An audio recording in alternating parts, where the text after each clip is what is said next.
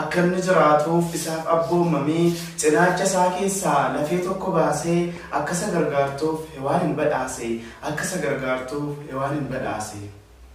Waggaa xiqqoodhaa fi addaamni jiraate ajaja Waaqayyoo abboommi isaa guutee egaa kanaan booda diinni itti naafe isa balleessuudhaaf karooratti fufe isa balleessuudhaaf karooratti fufe. Of tuulummaa isaatiin jalqaba kan badee addaamiif hewaanii balleessuu barbaade isin moototaadha Waaqayyo ni caaltu ija mukaa kanaa addaamaaf hin nyaattu hoggaa ittiin jedhu addaamisa didee egaa kanaan booda hewaan hin barbaade egaa kanaan booda hewaan hin barbaade.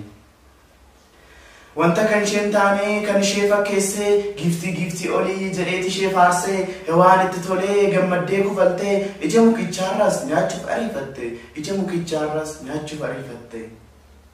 Ija mukaa kanaa hewaan deemtee kuttee ofii ishee nyaattee addaami nyaachistee egaa kanaan booda addaamiif hewaanii ni abaarramanii gannata dhabanii ni abaarramanii gannata dhabanii.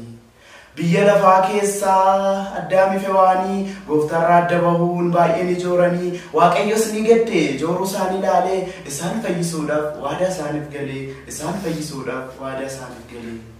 Yaa Waaqayyoo keenya amalli kee addaa ijoollee addaamiif qooda guddaa qabdaa waa'ee kee dubbachuu eenyutu dagataa dhalli namaa hundi abdii keen jiraata dhalli namaa hundi abdii keen jiraata. Kaasee kan na jalqabsiisee kan na xumursiise maqaan Waaqayyoo yeroo hundumaa kan kabajamee fi kan eebbifame haa ta'u.